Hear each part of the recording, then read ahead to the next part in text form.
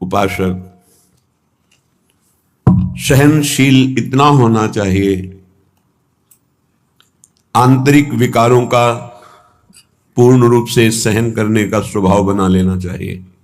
आंतरिक विकार, काम वेदना, क्रोध की जलन, लोभ की प्रवृत्ति, मोह की ममता, अहंकार का मद, किसी भी वस्तु व्यक्ति स्थान को लेकर, और मात्सर्यता, किसी की उन्नति देखकर अंदर ईर्ष्या होना, इनको सह जाए। ऐसा नहीं कि उपासक के हृदय में ये स्फुरित ही नहीं होते, ये तो सिद्धों के हृदय में स्फुरित नहीं होते, लेकिन साधक के हृदय में स्फुरित होते हैं, पर वो इनको सहता है, इनके अनुसार कोई चेष्टा नहीं करता। अंदर की मार को जो सह गया वही महापुरुष कहा जाता है। जो मद को, मोह को, मदन को, तीन को परास्त करता है उसे महापुरुष कहते हैं। कोई अहंकार नहीं, कोई भी काम कामना वासना नहीं, किसी से कोई मोह ममता नहीं, सब में अपने भगवान का स्वरूप देखकर सब जीवन शो प्रीति। मद मदन मोह विजयी वो महापुरुष। तो विजयी होने के लिए इनको सहा जाता है, बस इसी से आप जीत जाएंगे और ये हार जाएंगे। जिसने सहने का निश्चय कर लिया वही महाभागवत। सहत सहत बाढ़े भगति, उसके हृदय में भक्ति का प्रतिपल ऐसा स्वरूप बढ़ता रहता है कि वो अन्य का चिंतन करने की वृत्ति ही खो देता है, अनन्य चिंतन में डूबा रहता है। बाहरी कोई गाली दे, मारे, तिरस्कार करके निकाल दे, सह जाओ, सह जाओ, तुम पवित्र हो जाओगे, तुम महान बन जाओगे। ये संसारी पुरुष इसे नहीं समझ पाएंगे क्योंकि अहम है। कैसे सह जाऊं? वो हमको ऐसा बोलेगा, हम सह जाएंगे, फिर वो और बोलेगा, नहीं, वो बोलने लायक नहीं रहेगा, आप सह जाओ। ये आपका सहनशीलता का स्वभाव ही उसको परास्त कर देगा। सबसे बड़ा बल क्षमा, और वही क्षमा उसका परिवर्तन कर देगी। नहीं परिवर्तन करने लायक है, दंड देने लायक है, तो उसका पतन भी हो जाएगा, बहुत बुरी तरह से नष्ट हो जाएगा वो। उमा क्षमा साप होते भारी, दोनों तरह की मार सह जाए वही महात्मा, चाहे गृहस्थ हो या विरक्त हो। तितिक्षा पहला लक्षण है भगवत प्राप्ति के उपासक का, सहन करना। इसे अंदर बैठा लिए, ना तो किसी से कहना है, ना किसी से सहयोग लेना है, चाहे बाहरी आक्रमण हो चाहे आंतरिक। चुपचाप अपने आराध्य देव का विधान देखना है, बस आप जीत जाओगे माया पर। आप मन को अपने अधीन कर लेंगे, जो बहुत कठिन बात है। श्रीपाद प्रबोधानंद जी महाराज करुणा करके कह रहे हैं, अय उपासक, चांडाल स्वखरादिवद यदि जनाः कुर्वन्ति सर्वे तिरस्कारम दुर्विषहंच तेन नहि मे खेदस्तनीयानपि देवा दिव्यमे च भूतनिवहा प्राणाश्च दद्युर्महा स्नेहात्तुष्टमतो न मे गुरुतृषो श्री वृंदावनीये रसे। ऐ मित्र, ऐ सखे, मेरी बात मान ले। जो नीच पुरुष के द्वारा किए हुए अपमान को मुस्कुरा के सह जाता है, वो प्रिया प्रीतम के प्रेम को सहने की योग्यता प्राप्त कर लेता है। ये शर्त है। नीच पुरुष, आप शरीर से उसे दंड देने में सबल हैं, आप तप के द्वारा उसको नष्ट कर सकते हैं, हर तरह से आप उस पर शासन कर सकते हैं। ऐसे होते हुए भी आप किसी भी तरह का उसके लिए कोई दंड विधान नहीं करते, और वो आपको गाली दे रहा है, हो सकता है वो आपके शरीर को भी चोट पहुंचा दे, आप मुस्कुरा के चल दिए तो आपको वो वस्तु मिलेगी जो बड़ी बड़ी साधना से नहीं मिलती। ये रहस्य है। यह रहस्य जल्दी किसी के समझ में नहीं आता है। अगर समझ में आ गई तो समझ प्रिया प्रीतम के चरणों तक पहुंच जाएगी। प्रार्थना मान लीजिए, सहन करना प्रिया प्रीतम को प्राप्त करना है। यानी चांडाल सुखरादिवद, जैसे कोई गधे को, कुत्ते को ऐसे बुरी तरह से तिरस्कार करे, वो क्या करेगा? चल देगा। गधा खड़ा है, क्या करोगे? डंडा मारोगे, उसको गाली दोगे, वो चल देगा वहां से। वो कोई आप प्रतिक्रिया नहीं करेगा आपके प्रति, वो भाग पड़ेगा वहां से। कुत्ता है, आप टुकड़ा रोटी का डालिए, पुचकारिए, आएगा, फिर डंडा मार दीजिए, फिर चला जाए, फिर पुचकारिए, वो फिर एक बार आपको देखकर हिम्मत करेगा, फिर आएगा, फिर मार दीजिए। वो कोई प्रतिक्रिया नहीं करेगा, प्रतिकूल व्यवहार नहीं कर पाएगा। ऐसे एक बार परमहंस श्री स्वामी ओंकारानंद सरस्वती जी महाराज उनके चरणों में बैठे हुए थे, तब उन्होंने कहा, बच्चा, साधु को इतना सहनशील होना चाहिए जैसे कुत्ते का। कुत्ते का सहनशील स्वभाव, उसे टुकड़ा डालो, पुचकारो, आ जाएगा, डंडा मारो, भाग जाएगा, फिर बुलाओ, फिर आ जाएगा, उसको मान अपमान का कहीं कोई बोध नहीं।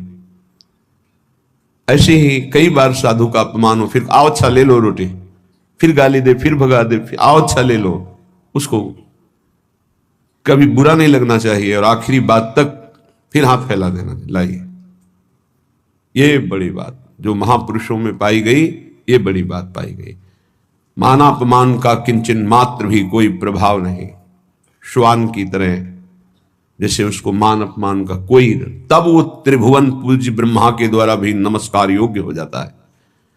ऐसे महापुरुषों के पीछे भगवान डोलते हैं कि इनकी चरण रज हमारे ऊपर पड़ जाए। स्वयं भगवान कहते हैं, मैं ऐसे भक्तों के पीछे डोलता हूं। निरपेक्षम मुनिम शांतम निर्वैरम शम दर्शनम अनुब्रजाम्य हम नित्यम पूरे त्यंगुरेणु भी। हे, बहुत बढ़िया अवसर है, सह जाओ। जब कर्म भोग आता है तो किसको गाली दोगे? सहते हो ना, तो एक कर्म भोग मानकर सह जाओ। अंदर विकार आवे तो सह जाओ, बाहर कोई अपमान करे, गाली दे तो सह जाओ। बहुत ऐसे स्थान पर पहुंच जाओगे जहां सुख ही सुख है, दुख का लेश नहीं है। और अपमान करने वाले, निंदा करने वाले वहां पहुंचाने में हमारा बड़ा सहयोग करते हैं, इसलिए कभी इनका बुरा ना सोचे। करत जे अनुशहन निंदक तिन्हु पे अनुग्रह कियो। हे भगवान, इनको कभी दंड मत देना, इनकी बुद्धि शुद्ध कर दो, इनका शरीर स्वस्थ रहे।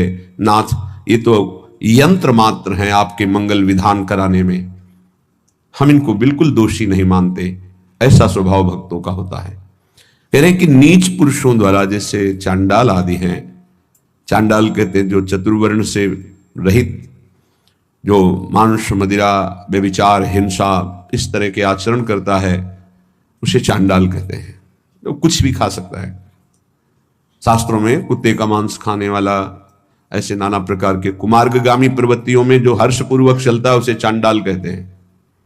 ऐसों के द्वारा भी यदि इस तरह से अपमान किया जाए जैसे कुत्ते और गधे का, स्वखरादिवत यदि जना कुर्वन्ति सर्वे तिरस्कारम, यद्यपि दुर्विशहंच, सहन करना ये साधारण पुरुषों की हिम्मत नहीं है, ये केवल महात्मा की हिम्मत है, दूसरे की ताकत नहीं। महात्मा किसी वेश का यहां संबोधन नहीं है, यहां गुणों का संबोधन है। वो गृहस्थ भी हो सकता है, वो स्त्री भी हो सकता है, वो पुरुष भी हो सकता है, बालक भी हो सकता है, जवान भी हो सकता है। ये बात धैर्यपूर्वक समझनी है। भगवान कृपा करते हैं, ऐसा अवसर देते हैं कि हमारा अपमान होता है। उस समय अपनी स्थिति को नापिए कि आप क्या है। यदि उस समय भगवान का मंगल विधान मान करके आप प्रसन्न मुद्रा में हैं, जोई जोई प्यारो करे सोई मुहि भावे, बस बात बन गई। देखना कुछ ही दिनों में आपकी भूमिका बदल जाएगी हृदय की, आपकी स्थिति अध्यात्म की ऊंचाई पर पहुंच जाएगी। खेदस्तनीयानपि, खेद भी नहीं होना चाहिए। यद्यपि तिरस्कारम दुर्विसहंच तेन नहीं में खेदस्तनीयानपि, यद्यपि असहनीय होता है। ऐसा नहीं है, बातों से बोलना सरल है, लेकिन जब ऐसा जीवन में आता है तो असहनीय होता है। और भगवत कृपा से 20 बार ऐसा आया है पूरे जीवन में, जब सामने से तिरस्कार हुआ है, अपमान हुआ है, अब गंगा किनारे भ्रमण कर रहे हैं, बहुत से ऐसे शराबी, चोर, डाकू ऐसे मिले जिन लोगों ने बस भगवान का विधान मान करके, जैसी आपकी प्रभु इच्छा। कभी कभी जब ज्यादा व्याकुलता होती तो आकाश की तरफ देखते हैं। ये आकाश भगवान का स्वरूप है, ये निर्मल है, ये निर्विकार है। ये बादल जो आप देखते हैं आकाश में नहीं है, ये तो बहुत नीचे हैं। हमें लगता है जब हवाई जहाज उड़ता होगा तो बादलों को करो, क्योंकि आकाश की सीमा नहीं, असीम है। ऐसे ही आकाश को देखने से लगता है मेरे भगवान जैसे असीम और निर्विकार हैं, कहीं भी देखो आकाश मिलेगा। ऐसे ही भगवान अपने भक्त को असीम और निर्विकार बनाना चाहते हैं, शरीर की सीमा में नहीं रखना चाहते। बड़ा बल मिलता था आकाश से। जब कभी कोई विक्षेप पड़ता तो एकांत में आकाश की तरफ देखते, मानो भगवान उपदेश देते थे आकाश के रूप में। खेदस तनिया नबी, खेद भी नहीं होना चाहिए कि हमने कोई अपराध तो किया नहीं, ऐसा क्यों? नहीं नहीं, भगवान का विधान है, मंगलमय भगवान का यह विधान है जो हमारी हृदय की भूमिका को बढ़ा रहा है। आप कहेंगे भगवान का विधान साधकों के साथ तो जाने दो, सिद्धों के साथ वो करते हैं। बड़े बड़े सिद्धों को यही अपने ब्रज में पंडित रामकृष्ण बाबा जी महाराज, बड़े सिद्ध महापुरुष, संपूर्ण ब्रजमंडल के परम पूजनीय, ब्रजवासियों के द्वारा अत्यंत दुलार किए गए और संपूर्ण शास्त्रों के मर्मज्ञ और भावदेश में प्रवेश पाए हुए महापुरुष। कुछ धनी मानी भगत आए, ब्रजवासी और संतों का भंडारा किया, सब बांट दिया। शाम के कुछ लोग आए, कहा सुना था धनी मानी आए थे, क्या है लाओ मुझे। बाबा ने कहा यहां तो कुछ नहीं रखा गया, सब बांट दिया। एक लाठी मारी, रक्त प्रवाह होने लगा। कुटिया में गए, देखा वास्तविक कुछ नहीं था। तो उनका अच्छा चोट लग गई, कहा कोई बात नहीं है, कोई बात नहीं। अचले से बांध लिया सर। इतने सिद्ध महापुरुष, ऐसा प्रहार, रक्त स्राव होने लगा। बड़े बड़े संतों के जीवन में ऐसा देखा गया कि ऐसी घटनाएं घटती हैं, लेकिन वो गंभीर शांत भगवान का विधान मानते हैं। तो साधक को ऐसी परिस्थिति में भगवान में चित्तवृत्ति लगा लेनी चाहिए कि कोई मंगल विधान है जो हमारे पापों का शमन कर रहा है, जो हमें पवित्र कर रहा है, जो हमारी अध्यात्म की भूमिका को उठाने के लिए भगवान ने ये लीला रची है, सह जाना चाहिए। देवा देव्य इमेच भूत निवाहा प्राणाश्च दद्युर्महास स्नेहास तुष्टमतो नमे गुरुतृषो श्री वृंदावनी ये रसे। वृंदावन में जितने वास करते हैं, चाहे वो पशु पक्षी हो, वृक्षलता हो, या भगवान शिव गोपीश्वर के रूप में विराजमान, या जो भी देववृंद, व्यक्त अव्यक्त महापुरुष, मैं सबसे बहुत तृष्णाशील होकर के याचना करता हूं कि आप हमसे संतुष्ट हो जाएं और मुझे कभी किसी अपराध के कारण वृंदावन से बाहर ना निकाला जाए। ये वृंदावन का जो महायश है वो समापन की तरफ प्रार्थना कर रहे हैं। हे गोपीश्वर महादेव, हे समस्त खगमृग पशु पंछी, हे वृंदावन के व्यक्त अव्यक्त महापुरुषों, यदि मेरे से कोई अपराध बन गया हो या बन जाए तो यहां दंड दे देना, पर मुझे कभी यहां से निकालना नहीं, मुझे धाम से वंचित मत कर देना। मैं बहुत तृष्णाशील हूं, बहुत प्यास है हमारे अंदर प्रिया प्रीतम के प्रेम की, और वो केवल वृंदावन प्रेम समुद्र ही बुझा सकता है। इसलिए मुझे कभी अलग मत करना, कोई अपराध बन जाए तो मुझे यहां से निकालना मत। मेरे लिए और कोई संतोष विधान नहीं हो सकता। श्रीपाद कह रहे हैं मुझे और कोई संतोष प्रदान नहीं कर सकता कि हमारे अंदर दिव्यता आ गई, सिद्धियां आ गई, संतुष्ट हो गया। नहीं नहीं, मुझे केवल वृंदावन चाहिए। ये तो प्रार्थना की। 2 पंक्ति में उपदेश सहनशीलता का, 2 पंक्ति में प्रार्थना, ये सबको करनी चाहिए। 2 पंक्ति अपने आचरण में उतारनी चाहिए, 2 पंक्तियों की प्रार्थना करनी चाहिए। कई बार प्रार्थना में बताया है कि ऐसी प्रार्थना करके कि मन वचन कर्म से अगर कोई अपराध बन गया हो तो हे वृंदावन धाम, हे वृंदावन धाम के व्यक्त अव्यक्त महापुरुषों, जाने अनजाने में मन वाणी शरीर से जो कोई चेष्टा आपके विपरीत हुई हो क्षमा करना, और मुझे धाम की कृपा से कभी वंचित मत होने देना। आगे उपदेश कर रहे हैं। भ्रातः समस्तान्य साधनानि विहाय वृंदावनम स्वाश्रयस्व यथा तथा प्राक्तन वासनावास शरीरम वाणी हृदय विचेष्टता। भाई भ्राता, हे भाई, मैं बहुत अनुभव करके बता रहा हूं। समस्तान्य साधनानि विहाय, साधनों का बल छोड़ दो। ये अहंकारी को समझ में नहीं आता। उसको लगता है कि अगर साधन का बल छोड़ दिया तो साधन में रुचि नहीं रहेगी, तो बात फिर कैसे बनेगी, फिर तो असाधन हो जाएगा। मतलब आप शरणागत नहीं हो। इष्ट का बल नहीं है, आपकी क्रियाओं का बल है। आप जिसे साधन कहते हो वो क्रिया बल है। क्रिया बल है तो कितनी भी पवित्र क्रिया हो, वो मूढ़ता नहीं छूटती। और मूढ़ पुरुष कभी परम पद का अधिकारी नहीं होता। अहंकार विमूढ़ात्मा करता हमिति मन्यते, मैं ये करता हूं ऐसा भाव मूढ़ता को बनाए रखता है, और मूढ़ पुरुष कभी परम पद में आरूढ़ नहीं होता। तो क्या करे, साधन छोड़ दे? नहीं, साधन छोड़ने की बात नहीं कह रहे, साधन का आश्रय छोड़ने की बात कह। आश्रय भरोसा लाडली का, और उन्हीं की कृपा से साधन चल रहा है। सर्वेषु साधन वरेषु चिरम निराशा, हरिवंश महाप्रभु कहते हैं। सोई यहां श्रीपाद प्रभु, जो वृंदावन रस को समझा उसको ये अनुभव हुआ कि भरोसा केवल लाडली का। आज हमारी बुद्धि साधन में लगी, कल असाधन कर बैठे तो सब साधन चौपट हो जाए, ऐसे ऐसे असाधन हो जाते हैं। भरोसा गोरे चरणारविंद का, मेरे बल श्री वृंदावन रानी, जाहि निरंतर मोहन सेवत बन विनोद सुखदानी, मेरे बल श्री वृंदावन रानी। जिनकी चरण कृपाते पाई कुंज केली रससानी, जो संभाव्यो विरंची नारद शिव स्वयं भुवाद देर नया, वो चरणारविंद सेवन करने का अधिकार मिल गया।